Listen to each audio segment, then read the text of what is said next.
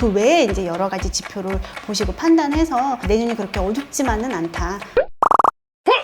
안녕하세요. MCTV의 김 대표입니다. 오늘은 제 옆에 계시는 김정남 박사님을 모시고 현재 시장의 금리나 경제, 사이클들 이런 걸 가지고 한번 해보도록 하겠습니다. 자, 김정남 박사님 간단하게 구독자분들에게 인사 한번 해주십시오. 안녕하세요. MCTV 구독자 여러분. 예, 저는 머니부티크 채널을 운영 중인 김정남 박사라고 합니다. 반갑습니다.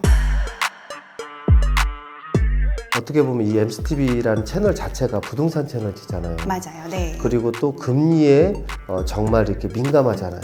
그렇죠. 은행계에 지금 종사를 하고 계시고 네네. 그리고 현재 어떻게 보면 그런 전선에 있잖아요. 맞습니다. 전선에 예. 있다 보니까 금리에 대한 것들을 그리고 현재 경제에 대한 것들을 얘기해 주시면 좋을 것 같아요. 예, 먼저 이제 첫 번째로 금리의 중요성에 대해서 한번 말씀을 드리고 싶어요. 정부는요, 이제 경기를 항상 좋게 유지하기 위해서 금리를 사용하거든요. 근데 이제 여기서 그 경기를 항상 좋게 유지한다는 의미는요, 물가를 안정시키면서 경제의 선순환을 가져오는 거를 얘기를 해요. 그럼 제가 예를 들어 드리면, 우리가 소득이 300에서 400으로 늘었어요. 네. 자, 그럼 100만 원이 늘다 보니까 아무래도 지출이 조금 많아지겠죠? 그렇죠. 예, 지출이 이제 많아지면은 기업이 생산이 많아질 거고, 그렇죠. 자, 그럼 고용이 늘어날 거고, 그럼 이익이 생기고, 이익이 생긴 걸로 우리 근로자한테 급여를 더 주잖아요. 그러면 또 소득이 늘고, 이런 걸 바로 경제 선순환이라고 부르거든요. 근데 이제 여기서 경제 선순환이 되면서 물가가 안정이 돼야 되는데, 이 경제 선순환 과정에서 항상 나타나는 게 물가 상승이에요. 인플레이션이죠. 예, 인플레이션이에요. 근데 잘 아시다시피 인플레이션이 우리 사회에서 이제 여러 가지 형태로 부작용이 발생을 하잖아요. 가까운 사례로 우리가 이제 재작년에 부동산 가격이 많이 폭등하면서 부동산을 이제 산 사람과 안 산 사람의 그 괴리가 되게 컸었고, 예, 추격하기 위해서 작년에 많은 사람들이 그런 연끌을 해서 또 부동산을 샀는데, 예, 지금 부동산이 또 2차 하락이 시작되면서 이제 많은 사람이 힘들면서 이게 예, 사회적인 문제로 대두가 됩니다. 그렇다 보니까 이제 정부에서는 그 금리를 가지고 하는 정책 중에서 제1의 목표가 바로 물가 안정이에요. 인플레이션을 잡기 위한 정책을 많이 피죠. 맞습니다. 지금 이제 제가 왜 처음부터 금리를 말씀드렸냐면요. 이 정부의 금리 정책에 따라서 이제 우리가 투자하는 투자 대상 자산들의 가격이 변해요. 그렇기 때문에 우리가 투자를 할 땐 지금이 금리 상승기인지 예, 금리 하락기인지를 반드시 알고 투자를 하셔야 그렇죠. 돼요. 그것도 맥락이 정말 중요하죠. 그래서 제가 한 가지를 더 한번 말씀드려보고 싶은데, 혹시 그 유럽의 워렌 버핏이라고 앙드레 코스톨라니 아시나요? 유명한 투자가가 있는데 이제 이분께서 달걀 모델이라는 걸로 투자를 예, 설명을 하셨어요. 그래서 이제 금리가 이제 정점에서 이게 저점으로 갈 때랑 예, 저점에서 정점으로 갈 때를 이렇게 3등분 해가지고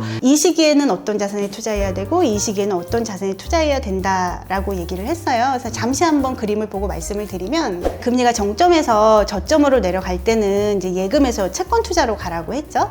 예, 여기서 이제 채권 투자는 장기채로 가셔야 되는 거예요. 예, 기간이 긴 장기채일수록 이제 금리가 하락할 때 가격이 많이 오르거든요.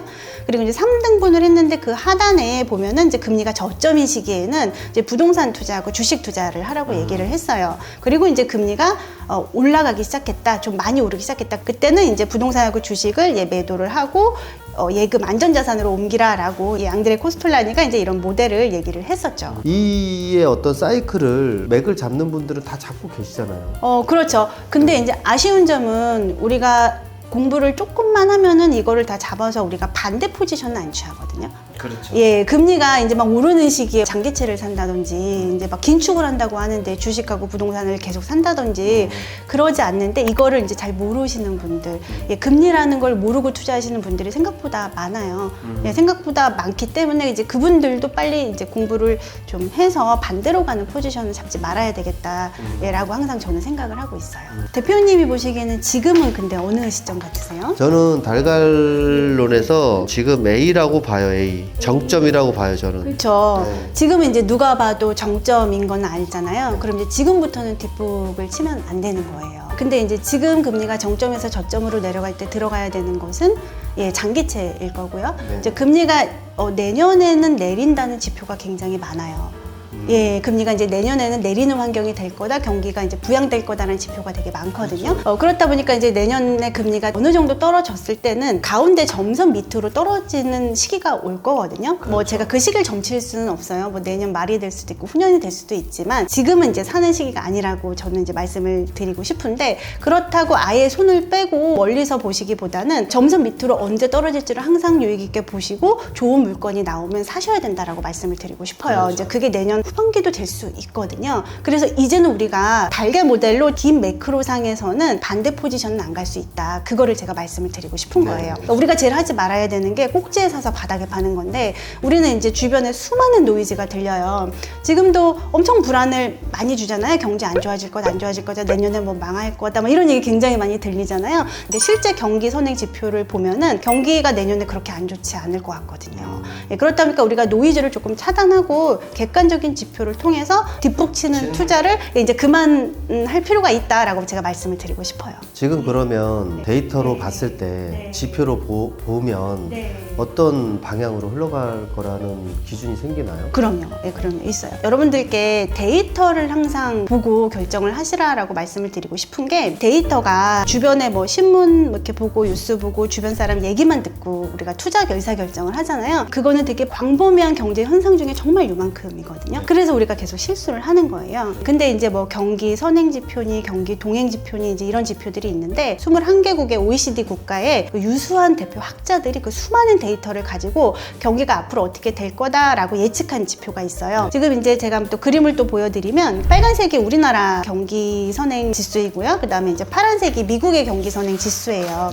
근데 여기를 한번 보시면 한번 턴에서 올라가면 이게 계속 그 흐름을 탔던 게 좀 보이시잖아요. 근데 지금 어떤가요? 변곡점이 있네요. 그렇죠. 지금 턴을 했고 과거에 턴을 한번 하면은 약간 출렁이면서 떨어진 구간이 있기는 했으나 예, 그래도 대부분 한번 턴을 하면 올라갔었거든요. 예, 그래서 지금 이게 보면 이제 내년에 우리가 금리도 인하할 것 같고, 페드와치 같은 데도 내년은 미국이 기준금리를 내릴 거다라고 했는데, 예, 이런 거를 전부 다 감안해서 나타낸 게 이 경기 선행 지수인 거예요. 근데 이제 경기 동행 지수는 검은색인데, 이 검은색은 지금 아직까지 턴을 안 했어요. 그래서 내려가고 있네요. 맞아요. 그래서 지금 우리가 경기가 안 좋아라고 느끼는 게 맞아요. 지금 경기 동행 지수는 아직 내려가고 있기 때문에. 근데 이제 먼저 움직이는 경기 선행 지수는 예, 이처럼 지금 턴을 해서 올라가고 있기 때문에 내년에 꼭 나쁘다, 안 좋다라고 그렇게 실망하고 계실 필요는 없지 않을까라고 말씀을 드리고 싶어요. 그렇다고 그러면 24년은 조금 밝네요. 24년은 지금 되게 좀 밝고요. 뭐 안 좋은 뭐 뉴스도 많이 나오고 유튜브 채널에서도 안 좋다라고 하지만, 그 반면에 좋다라고 전망하는 채널도 지금 되게 많은 상황이에요. 예, 좋다라고 말씀하시는 전문가들도 많은 상황이고요. 이제 그게 다 이렇게 경기 선행 지수를 보시고 또 그 외에 이제 여러 가지 지표를 보시고 판단해서 다들 보고 있는 거죠. 그래서 내년이 그렇게 어둡지만은 않다. 그리고 경기 선행 지수하고 그러면 정말로 주식이나 부동산이 같이 움직였어? 걔네들은 어떻게 움직였는데 궁금하실 수 있잖아요. 그래서 이제 그것도 제가 한번 조사를 해왔습니다. 지금 보여드린 이 그림이 이제 주거용 부동산이거든요. 이제 주거용 부동산하고 경기 선행지수하고 보시면 딱 일치하지는 않지만 어느 정도 상관성을 갖고 움직이는 게 조금 보이실 거예요. 예, 그리고 이제 주식인데요. 예, 주식도 마찬가지로 어느 정도 상관성을 가지고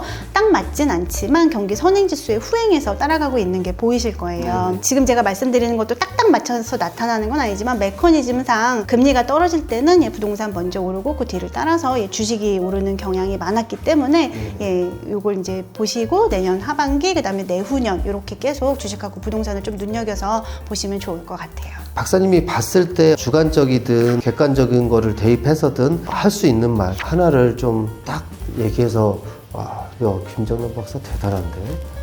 이런 말 나올 수 있는 말이 없을까요? 응? 제가 뭐 아주 큰 부자가 아니다 보니까 제 개인 사례를 한번 말씀을 드리면, 주택을 제가 개인적으로 처분을 해야 되겠더라고요. 2차 반등이 있었잖아요. 최근에 내놨었어요. 이제 내놨는데 조금 높게 내놨나 봐요. 안 팔리더라고요. 이제 그러고 나서 요즘에 봤더니 다시 또 2차 하락이 시작이 됐다고 해요. 그래서 이제 제가 집을 다시 이제 전세로 돌려놨는데, 저는 이제 이 집을 팔 생각은 없어요. 아까 말씀하신 것처럼 이제 주택은 이제 인플레이션이 올 때 다시 또 오를 수 있고, 떨어지는 폭이 뭐 지금 고점 대비 50% 떨어진다라는 이제 그런 좀 이제 무서운 소리가 많이 들리고는 있지만 그렇게 떨어질지 또 아무도 모르거든요. 이제 그렇게 무서워서 지금 엄청난 손해를 보고 내놓게 되면은 그게 또 바닥에 팔게 되는 그런 실수를 범할 수가 있어요. 그래서 우리가 투자를 하실 때 너무 주변의 얘기만 듣고 흔들리시지 마시라라고 말씀을 제가 드리고 싶습니다. 이게 좀 지루한 얘기일 수도 있는데 이제 우리 사람은 굉장히 비합리적이거든요. 우리 사람들이 이제 이성적이지 못해요. 그래서 투자를 할 때 남 얘기 듣고 이제 주로 투자를 하고 흔들릴 수밖에 없고 또 이제 집단 동조라 그래가지고 다른 사람들이 우르르 갈 때 나는 안 가면 불안한 것 같고 왠지 나는 손해 보는 것 같고 이런 느낌을 많이 받아요. 그렇다 보니까 우리가 우리의 심리를 모르면 계속 따라다니고 뒷북치는 투자를 할 수밖에 없거든요. 그래서 이제 저는 지금 떨어질까 좀 불안하긴 하지만 우선은 집을 안 팔기로 다시 결심을 했습니다. 그래서 우리가 이렇게 이제 거시경제, 그럼 행동경제를 알고 투자를 하면 잃지 않는 투자를 저는 할 수 있을 거라고 생각을 합니다. 자, 오늘 머니 부티크 채널을 운영하는 김정남 박사님을 모시고 같이 얘기를 해봤는데 경제가 지금 어려운데 데이터로 투자 방향을 또 잡는 것 그리고 금리에 따른 경기의 선순환 이런 것들도 같이 얘기해봤고 김정남 박사님이 또 자기의 어떤 생각을 가지고 있는 것들도 같이 담아봤는데 나와주셔서 감사하고요. 다음에 또 한번 나오셔가지고 더 좋은 정보들을 좀 전달해 주셨으면 감사할 것 같아요. 오늘 이제 제가 드렸던 말씀이 많은 도움이 되셨는지 모르겠습니다. 다음에 또 이렇게 기회가 되면 제가 더 좋은 주제를 가지고 MCTV 구독자 여러분들을 뵈러 달려오도록 하겠습니다. 감사합니다. 감사합니다.